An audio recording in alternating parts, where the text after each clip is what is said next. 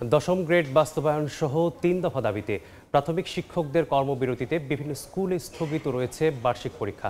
এই মুহূর্তে মাদারীপুরে আছেন সঞ্জয় কর্মকার অভিজিৎ, সরাসরি যাচ্ছি তার কাছে।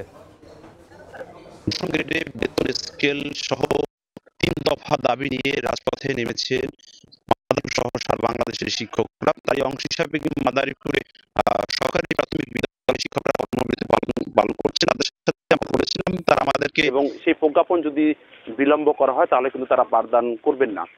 মাদারীপুর জেলার অধিকাংশ বিদ্যালয়ে বার্ষিক পরীক্ষা চলছে, সেই পরীক্ষা কিন্তু ব্যাহত হচ্ছে। অর্থাৎ একটি বিদ্যালয়ে একজন প্রধান শিক্ষক এবং বাকিরা থাকেন সহকারী শিক্ষক। এই সহকারী শিক্ষকরা রাজপথে নামায় দীর্ঘদিন ধরে আন্দোলন করার কারণে কোমলমতি শিক্ষার্থীদের যে পাঠদান সেটি কিন্তু ব্যাহত হচ্ছে এবং যে বার্ষিক যে পরীক্ষা সেটি কিন্তু ব্যাহত হচ্ছে। আমরা কথা বলেছিলাম আন্দোলনরত শিক্ষকদের সাথে, তারা বলছেন যে তাদের যে দাবি এই দশম গ্রেডে বেতন স্কেল উন্নতিকরণ এবং যথাসময়ে সহকারী শিক্ষক থেকে প্রধান শিক্ষকের যে পদোন্নতি সেটি কিন্তু তারা দাবি করছেন। তারা বলছেন যে বর্তমান প্রেক্ষাপটে নিত্য প্রয়োজনীয় দ্রব্যমূল্য দিন দিন বৃদ্ধি পাচ্ছে, সেই হিসেবে তারা দশম গ্রেডে এবং সম্মানজনক পর্যায়ে থাকার জন্য তারা কিন্তু এই বেতন স্কেলটি দাবি করছেন। মাদারীপুর জেলার বেশ কিছু শিক্ষকও কিন্তু রাজধানী ঢাকায় আন্দোলনে অংশ নিয়েছেন এবং তারা প্রতিনিয়ত কিন্তু সেই অংশ নিচ্ছেন।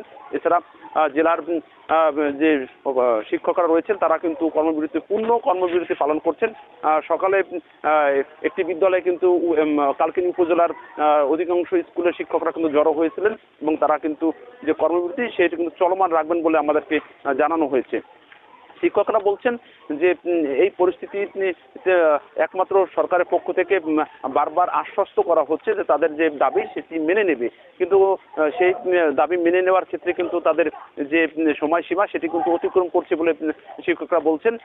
তারা এখন আশ্বাস চান না, তারা চান যে তাদের যে প্রজ্ঞাপন করে তাদের যে ৩ দফা দাবি রয়েছে সেই দাবিটি যাতে দ্রুত বাস্তবায়ন করা হয়, তাহলে যারা আন্দোলন করছেন তারা শ্রেণীকক্ষে ফিরে যাবেন এবং শ্রেণীকক্ষে ফিরে যাওয়ার পরে যে যথাযথ প্রক্রিয়া।